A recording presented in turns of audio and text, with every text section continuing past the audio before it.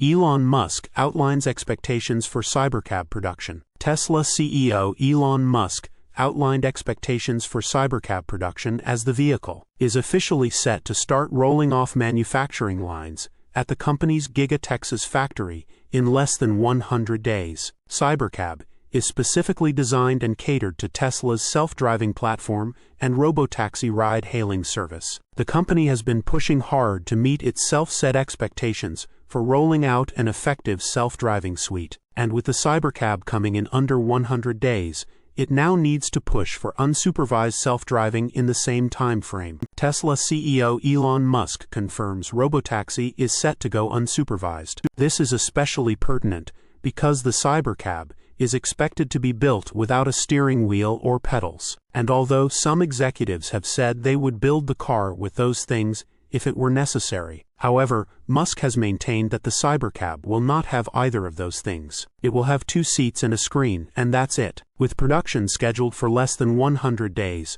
Musk broke down what people should expect from the initial manufacturing phases, being cautiously optimistic about what the early stages will likely entail. Initial production is always very slow and follows an S-curve. The speed of production ramp is inversely proportionate to how many new parts and steps there are. For Cybercab and Optimus, almost everything is new, so the early production rate will be agonizingly slow, but eventually end up being insanely fast. Musk knows better than most about the challenges of ramping up production of vehicles. With the Model 3, Musk routinely refers to it as production hell. The Cybertruck, because of its polarizing design and stainless steel exterior, also presented challenges to Tesla, with the important caveat that initial production is always very slow and follows an S-curve. The speed of the production ramp is inversely proportionate to how many new parts and steps there are. The Cybercab definitely presents an easier production process for Tesla,